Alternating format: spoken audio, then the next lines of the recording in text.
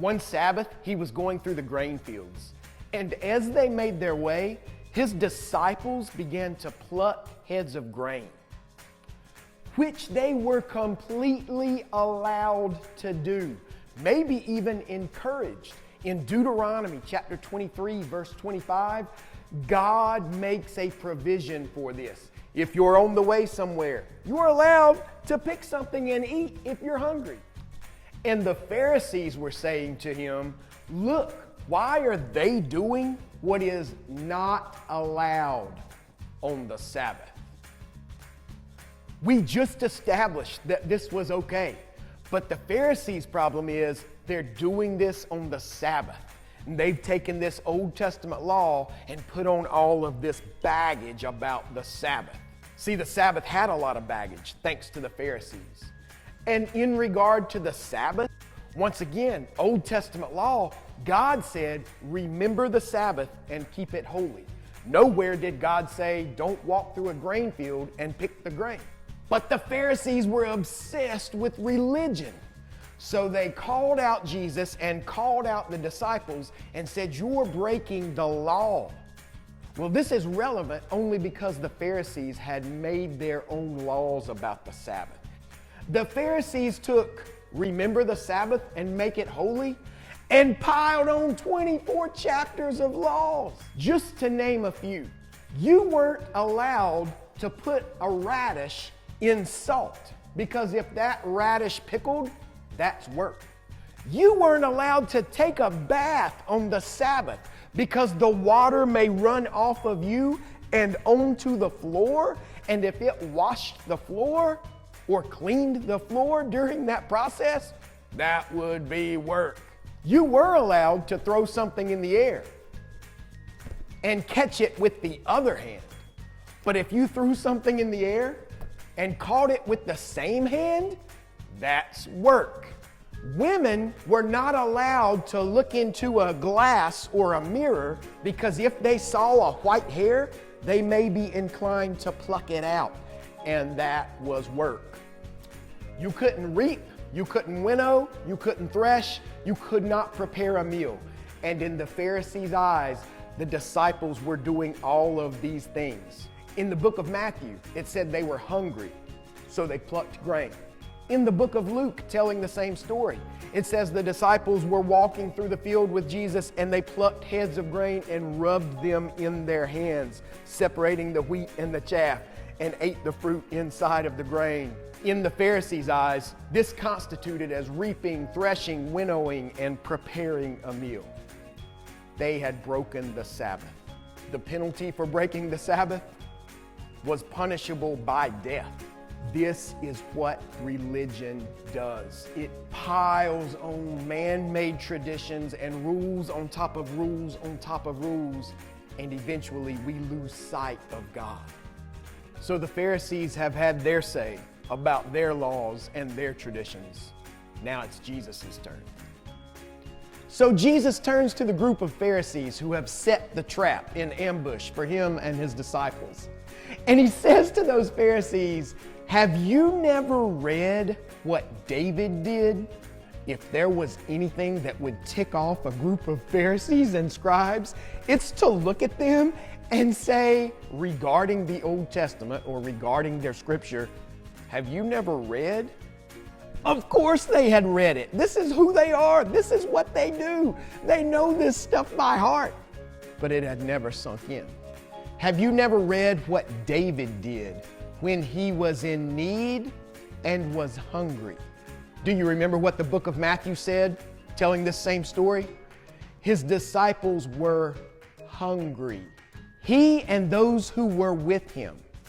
How he entered the house of God in the time of Abiathar, the high priest, and ate the bread of the presence. After slapping the Pharisees in the face with, haven't you read? Jesus references a story from 1 Samuel chapter 21. King David, who has been anointed king but is still on the run from the current king, King Saul, King David and his men are running, fleeing for their lives. And they come to a town called Nob, a couple of miles north of Jerusalem. Now, the significance of Nob at the time is this is where the tabernacle is located. The tabernacle preceded the temple, so you have the tent, the tabernacle, and there's a high priest. Now, if you look at 1 Samuel chapter 21, you'll see a priest named Ahimelech. This does not mean that Jesus, who wrote the scripture, was wrong in referencing the time of Abiathar. This was the period in King David's life of the time of the high priest Abiathar, who encompassed most of David's life. It was the time of the high priest Abiathar, but the current priest during this time was Ahimelech. So David and his men, starving to the point of potential danger, come to the tabernacle and say, "Hey, Ahimelech, do you have any food for me and my men?" Ahimelech says, "Sorry, boys, the cupboards are bare." Well, except for the bread of the presence. What's the bread of the presence? So in the Old Testament, you'll see that the bread of the presence symbolizes the presence of God. And on a table, there were 12 loaves, symbolizing the 12 tribes of Israel and the presence of God in their lives. So every Sabbath, 12 new loaves were put onto the table to remind people of the presence of God in that place. Ahimelech says to David, "If your men have been holy, you're in a state of need, I will give you the bread of the presence." David acknowledged that they were holy, they were clean, and so he and his men ate the bread of the presence. Why is that significant? Why would Jesus reference that event from history when the Pharisees come to him and say, "You've broken our law," which it is not lawful for any but the priests to eat? Jesus said, "You want to talk to me about law? You talk to me about your law. I'll talk to you about God's law." What David and his men were allowed to do was against God's law. Not man-made law, God's law. So is Jesus saying that God's law is not important? No. The law did not change. Jesus did not come to abolish the law. He came to fulfill the law. The law did not change after David and his men ate the bread of the presence to reflect that anybody could just drive through the tabernacle and order some bread of the presence to go. What Jesus is referencing is a point in history where God looked upon his children and saw a need, and so God allowed his children to eat the bread of the presence. Now, it's worth noting, in fact, it's critical to note, that David was at that time the anointed king of Israel, God's chosen king, but he had been rejected. If David were reigning as the current king, he would not have needed to stop in and see Ahimelech regarding the bread of the presence. But since he was rejected, he was in need. Jesus was at that time and is today the current King of Kings and Lord of Lords. If Jesus were recognized at that time as the King of Kings, he would not have needed to go to a grain field and pluck heads of grain. So Jesus references a time where God looked upon his children in a broken world and said, "What you need is what I will provide." And he said to them, the Sabbath was made for man, not man for the Sabbath. We weren't made to fall under the weight of the regulation. God didn't give us the direction for us to suffocate under the direction.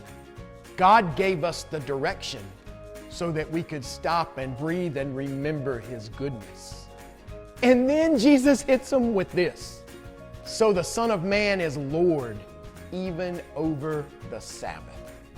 So take a hard look at the difference between the Pharisees and the disciples.